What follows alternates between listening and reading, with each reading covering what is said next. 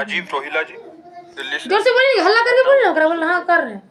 हाँ कर। गुरुजी, मेरे मन में बहुत भाव उठते हैं कि मैं खूब दान पुण्य और गरीबों की सेवा करूं, लेकिन मेरी स्थिति इतनी अच्छी नहीं है मैं कुछ सेवा कर सकूं। हाँ, सेवा करना उतना महत्वपूर्ण है जितना भाव उठना महत्वपूर्ण है।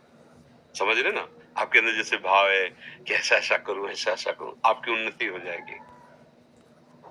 क्रियाएं, मान लो आपके पास 4 रोटी है, 4 पाते हो, तो 1 रोटी निकाल दो, 1 रोटी की भूख रखो, उसमें से चिड़िया, पंछी, गऊ किसी को भी दे दो, आए हुए भूखे अतिथि, किसी साधु महात्मा किसी को भी दे दो। आपकी वो 1 रोटी दूसरे के करोड़ों मन अन्नदान के बराबर नहीं होगी, क्योंकि आप उतनी सामर्थ्य वाले हैं और आपका भाव बहुत है।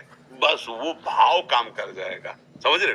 और अगर कहीं नाम वाम की प्राप्ति के लिए हो, जैसे आजकल लोग पंखा लगवाते तो पंखुड़ी में जिला नंबर पूरा सब दे देते ना, एक पंखा लगाया और पूरा नाम और पूरा मतलब पूरा पता उसी में लिखा हुआ है।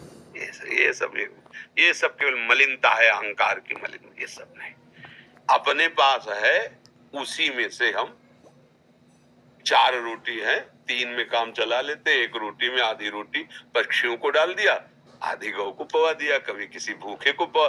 ज्यादा कोई ऐसा अवसर है तो आज हम उपवास कर लेते, 4 रोटी किसी को पवा देते। इससे बड़ा कोई दान नहीं, ध्यान रखना।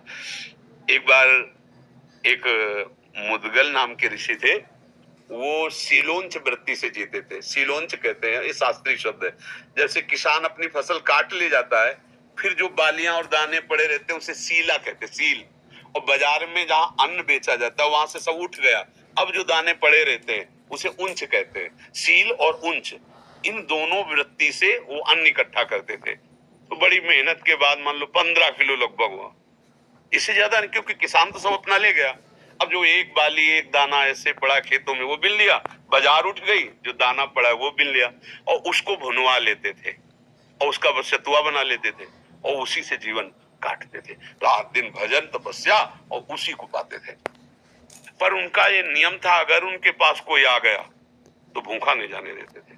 अब एकांत जंगल में रहते थे, ऐसे कोई जल्दी आता ही नहीं था।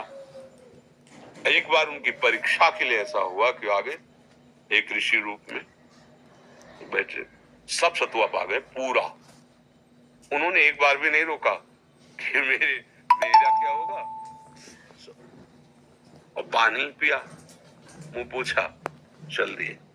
तो जो वहां सतुआ के कण गिरे थे ना, तो एक नेवला वहां से निकला, तो आधे शरीर पे सतुआ का कण लगा तो स्वर्ण का हो गया, तेजस्वी।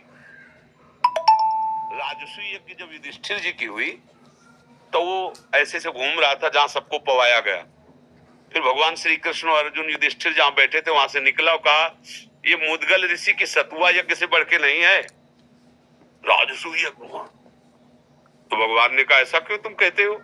बोले, देखो सतुआ के कण लगे थे तो आधा में स्वर्ण का हो गया, यहाँ सब जगह घूम आया, हमारा एक बाल भी स्वर्ण का नहीं। तो हमारी बात समझ रहे ना, कितनी कठिन मेहनत से बीन बीन कर दाना वो एकत्रित करते, तो उनके द्वारा सतुआ यज्ञ की बराबरी भगवान जहां बैठे राजसूय यज्ञ नहीं हुई। हमें जरूरत नहीं कि हमारे पास धन आवे, हमें जरूरत है जितना हमारे पास है उसमें से अपने परिवार का पोषण करते, अगर 1 रोटी भी बाहर दे, वो बहुत बड़ा दान। समझ रहे ना? आपका भाव होना चाहिए। संपत्ति खास बात नहीं है, खास बात भाव है। भाव है ना तो भगवान आपकी हर सेवा स्वीकार कर रहे हैं। काश हमारे पास ऐसा होता तो भगवान को फूल बंगला बनाता, प्रभु उसमें बैठते, 56 भोग। और लग रहा है, हो रहा है, आपको इसका फल मिलेगा। ये कलयुग का विशेष प्रताप, कलिकर एक पुनीत प्रतापा, मानस पुण्य हो ही और नहीं पापा।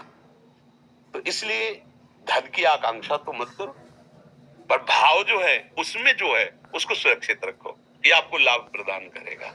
और ये मत रखो कि ये गरीब है, मैं बड़ा हूं इसलिए दे रहा हूं। नहीं, मुझे भगवान इस रूप में आके सेवा का सौभाग्य दे रहे हैं, ऐसा भाव।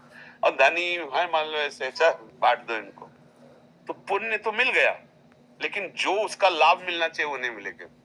इसका लाभ सीधे भगवान प्रसन्न हो जाए, सबके हृदय में भगवान बैठे, वो ये तुमसे हो सकता है। सबके प्रति भगवत भाव, अवसर मिल जाए, मृदु वचन, जल और रोटी का टुकड़ा, ये तो कोई भी दे सकता है। सब अन्न खा के जीते हैं। आज हम उपवास करेंगे, आज का भोजन हम किसी को दे दें। मान लो हम गरीब हैं कि हम दोबारा अपने लिए भोजन तैयार नहीं कर सकते, इतनी सामर्थ्य